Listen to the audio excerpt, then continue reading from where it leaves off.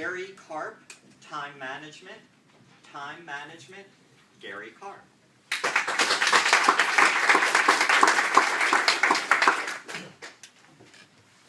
Mr. Contest Chair, esteemed judges, wherever you may be, my fellow Toastmasters and assembled guests. I've been a member of Toastmasters since February, and a member of my current club, Manhattan Toastmasters, since April. In that time, I've seen my public speaking skills increase greatly. Still, there's one challenge I've yet to overcome. I am the master of the 10-minute, 5 to 7 minute speech.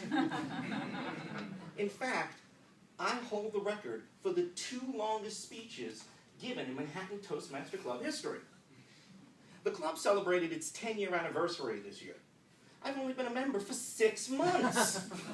Clearly, something had to change. I did some research. I Googled time management. And I discovered the #1 most effective strategy for time management is setting a deadline. Well, that's no problem. Toastmaster speech is supposed to be between 5 and 7 minutes. But I never had a problem setting the deadline. I always had the problem sticking to the deadline. So I kept researching.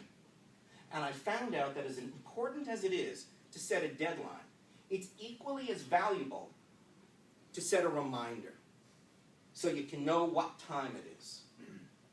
How many of us here have ever sat down for work and 5 minutes became 3 hours? Yeah.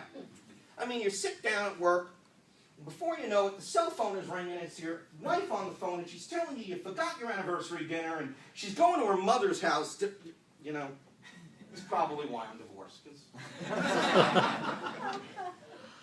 We need to set a reminder. We need to have an alarm. So I went out, and I got this. This is going to keep me on point. Once I set the alarm. There we go. Now, another strategy is to create a to-do list. This way you'll know everything you have to get accomplished in one day. And you'll be able to better budget your time. This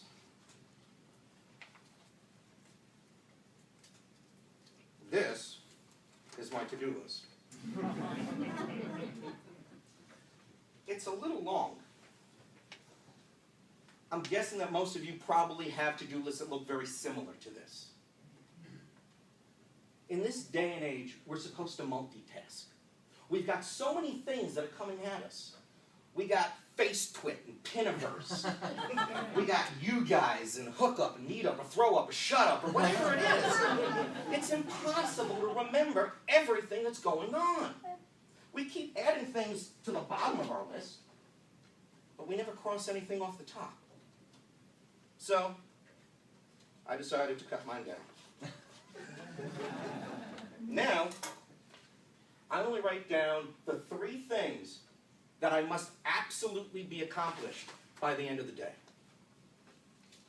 And when I sign and cross off that last item, I feel as if I've accomplished something. A third strategy for time management would be to take time for yourself. A 2010 study from Harvard University showed that people who take consistent breaks through the day are up to 10% more effective and efficient than those people who work the entire day through. So take time for yourself. Go out for lunch. And by going out for lunch, I don't mean to go down to the corner to the food truck, get yourself some baba ganoush or a shish kebab or a hero or a gyro, come upstairs, eat it at your desk while you're finishing your TCP reports. I mean go out for lunch. Take a walk through the park. Kick a hobo. At 2:30, kick off your shoes. Put your feet up on your desk. Lean back. Close your eyes. And take a siesta. When your boss walks by and wants to know what the heck you're doing, just tell him you're being more productive. Now, you still have your job. And you decide to follow these strategies. You will have less stress, be more productive, and more efficient because you would have brought your project in on time. And when you bring your project in on time, don't forget to reward yourself. Thank you.